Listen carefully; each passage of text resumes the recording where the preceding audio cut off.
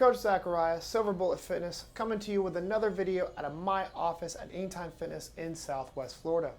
So you've just passed your certification. You've just become a personal trainer, and I am so happy for you. Congratulations and welcome to the industry.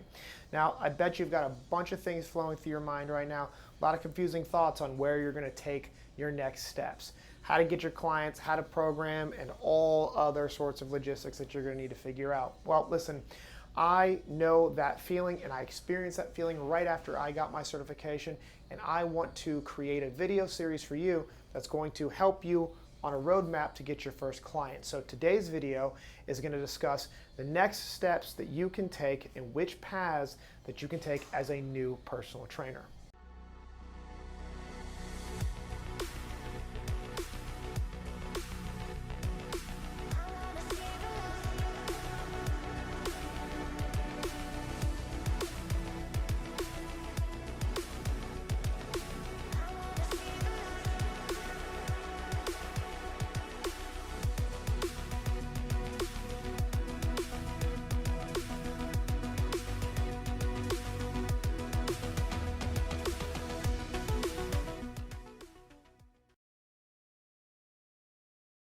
Fantastic. So you're a new personal trainer. Like I said, congratulations. We're super happy to have you in the industry. Listen, there are a few good options you can take in this industry to get started. I'm going to go over both of the ones that I can think of right now, as well as try to provide you with some actionable steps that you can take to kind of cut through some of the noise and help you get started. So there are two very big paths that you can take just starting out, and I'm going to go over both of them. One being commercial gyms and the other being freelance as a trainer. Let's go over the different options that you have, and let's go over what I think, and I'm going to be a little biased towards it, what I think is the best option. So commercial gyms. By commercial, I mean your Anytimes, your Planet Fitnesses, your Crunches, any gym. It could be your local gym too, but any gym that has an established client base is what I consider a commercial gym. One that's functioning on its own and making money without you, okay? So that's what I mean by commercial. And so commercial gyms are gonna have a lot of pros, and they're also gonna have a lot of cons, and I'm gonna break them down for you right now to see if that's the route you wanna take. So commercial gyms, the pros. So one of the, if not the most important pro to working at a commercial gym is that you have that full client base at your disposal. And you have an ongoing, recurring client funnel, which is the hardest part of any business at all, starting out, especially as a personal trainer, is getting people funneled into a prospect carousel, if you will. And being at a commercial gym gives you that ability because you're going to get new faces walking into the gym every single day, new signups, and most importantly, you're going to get people who have gotten past some of that ambivalent stage and they've actually chosen to make a change in their life by coming to the gym. It's a lot easier to get people who are already committed to changing themselves and changing their lives to sign up for personal training than the people who haven't even thought about going into a gym yet. So that is the biggest and most crucial and critical pro of working at a commercial gym. Of course, this one goes without saying. It seems even silly for me to say it, but we should. Equipment. I mean, you have all of the equipment of a gym, especially if you've worked out in that gym before too, so you get a real lay of the land, right? But you have all of the equipment, and any equipment breakdowns, new equipment, all of that is not on you. That is taken care of by the gym, which is just takes a whole load off of your back. And the variety that you're going to have in the gym is going to be very helpful as well. It's very different than training somebody out of your garage with a single, bar rack or a single squat rack with a couple kettlebells. So definitely really useful. And if you're a new trainer as well, you might even be introduced to some equipment that you're not aware of, and that helps you to really create variety in your programming for your clients. Another huge pro of being part of a commercial gym, of course, is that they have a social media presence and they can feature you in that social media presence, can help you get your name out there more, and you're working around people who have been in the fitness industry for a good amount of time, who have some experience in it, who can impart some of that wisdom on you. You get to just learn more and be in the environment all the time. And That's the most important thing about being in front of clients and getting clients, is being in their presence all the time.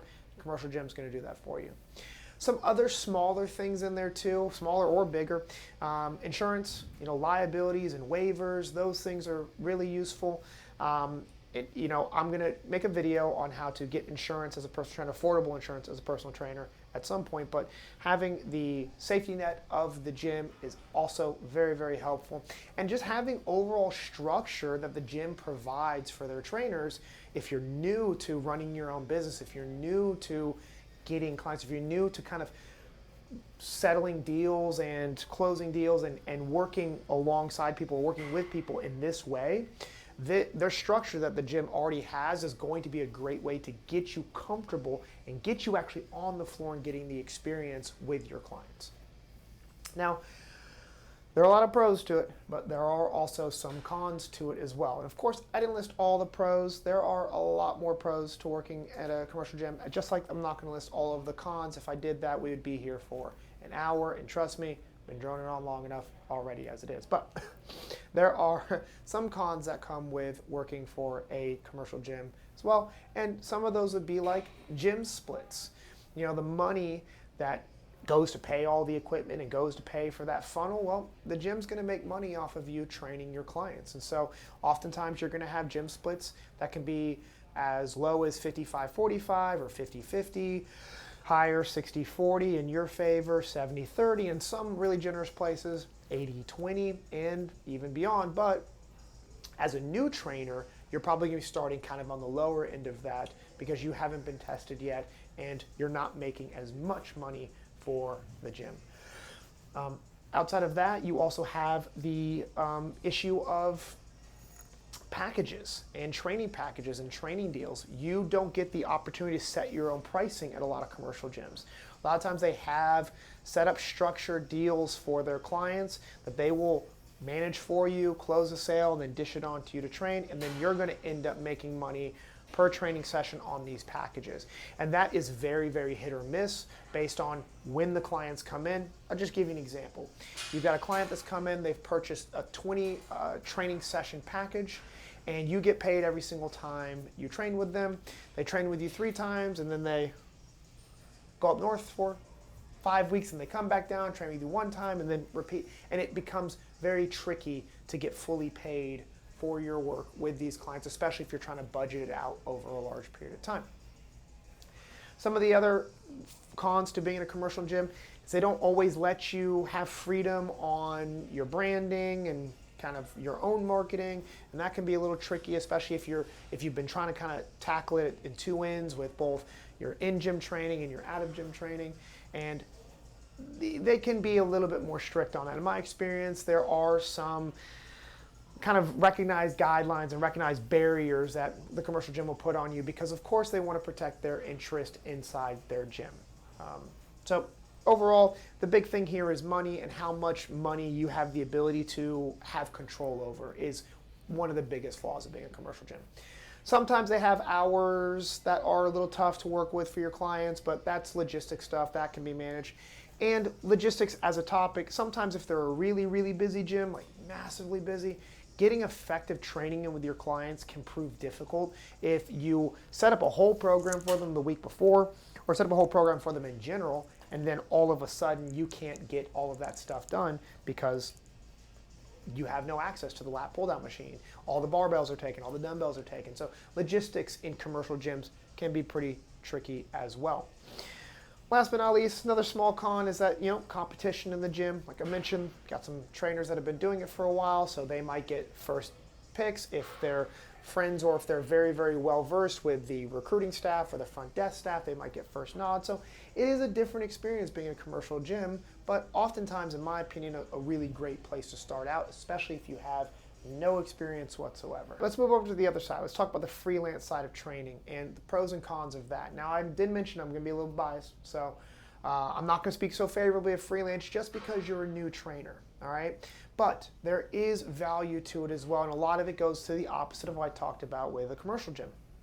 Setting your own prices, having real one-on-one connectivity and conversation with your clients without the concept of a middleman. Now, I have great relationships with my clients, even in a commercial gym like Anytime Fitness. And everything that we do goes between me and my clients. My partner is not a middleman for me. However, it's not always like that when you are in commercial gyms. So as a freelance, it is very nice to be able to have full control and full relationship over and with your clients. A lot of the times, your clients, if they work in a commercial gym with you, they sometimes default to the gym and you as an extension of the gym, and less so you as their trainer. And so when it comes to money, when it comes to contract duration, when it comes to cancellation, they have a tendency to kind of go around you or try to go around you or speak in different ways that just doesn't happen when you have a one-on-one real contractual obligation with an individual. So that's one of the pros, setting your own prices, and of course being able to work on all your own merchandise. Having your own merchandise, making your brand, being an influencer, spending the time working on building that has a really high ceiling because you're not competing with gym splits. You're a manager of your own money. You have the ability to vision out the way you grow your business and actually achieve it, which you just don't have when you're in a commercial gym. So huge, huge values. And like I said, the ceiling is really, really high when you're a freelance trainer. There are lots of cons though, right? Client funnel, mentioned before, the cost of equipment, logistics, where are you going to train? A lot of gyms don't like it, even if you have a membership in their gym, to train people inside their gym because it steps on the toes of their actual trainers. Liability, insurance, like all of these different things that you may not have as much access to as you do in a commercial gym. But again, like I said, the upside is there. And if it's the route that you plan to take and that's what you're thinking about taking because you have chosen, that's the vision you have for it, then the videos that I make throughout this series are also going to help you with that as well, especially the more critical ones about difficult conversations with clients and getting your money and handling conflict. And I say that because I am in a great position in a commercial gym where I have that freedom, so I get best of both worlds and I can help you best of both worlds as well. So there are some pros, there are some cons. Like I said, high ceiling for the freelance, and that's exactly why most people will actually train commercially for a while, get really, really good at what they're doing, and then they'll move to either opening their own location or they'll move to that freelance work because they'll strip the kind of chains off of the gym and move to their own brand. But they normally go from that side to make sure that ceiling continues to rise. It's a little harder going the other way around. So again, I know I sound biased here, but I wanted to give you the pros and the cons of both and tell you that if you're brand new, which you probably are since you found this video, that the best thing to do is look into starting in a commercial gym or a boot camp gym. Get some reps and sets under your belt to give you the ability to be confident moving forward to set your own prices and do the rest of the stuff. There's a lot to this business that I was not prepared for when I became a trainer, and being in a position where I have someone who can mentor me and who has a structure already in place helped immensely to understand now the doors I can open on my own, which is why I'm here talking to you. So those are the two major differences. Those are the two major pathways that you can take. And I want to try to give you some actionable steps that you can take moving forward. And I want you to be ready to watch the new videos that we're going to have out showing you how to get your first client. So some actionable steps that I want you to take. First and foremost, I want you to go to the website, silverbulletfitness.me, go over to our resources, and I want you to get the digital programming template that I created and get familiar with that so that you can start programming your clients in a digital way and cut down on paper. And I've already preloaded that entire thing with a ton of exercises. So you can add more to them if you want to, and I have a video that we'll link to that will show that as well, show you how to use it. I want you to go there and look at the blank type of sheet that I use so you can visualize your programs for your clients now before you get to the point of actually training, okay? That's the first actionable step that I want you to do. The second thing I want you to do is I want you to take the ideal client that you have in your head and I want you to expand upon that, okay? So for me, I can say personally, the ideal client for me is someone that's just like me, right? I can train them the way I train them, I can train them the way I train myself, and so on. But if you're working in the general population, freelance or in a commercial gym, you're not, especially starting out, you're not really in a position to be picky. Unless you got a lot of startup money, but you're not really in the position to be picky. And because of that, it's best to actually expand your knowledge base, because I know you've been doing a lot of learning over the last however many months it's taken to get the certification. Do some extensive, broader knowledge, like learning, when it comes to age differences. How do I train people who are 300 pounds? How do I train people who are 80? How do I train people who are, who are going through menopause, who have injury, who've gone through AFib? All of these different, and again, I'm boom, boom, boom, boom, boom, load, load, load, load. So much different stuff to think about. Start broadening your understanding of the guidelines that go into training multiple different types of clients. And that's going to provide you with a lot more confidence going into either an interview with a commercial gym or starting up your website and starting up your social media stuff for training people freelance. So write all that stuff down too. Make sure you write it down. Visualize what those clients look like and how you're going to be able to assist them the most.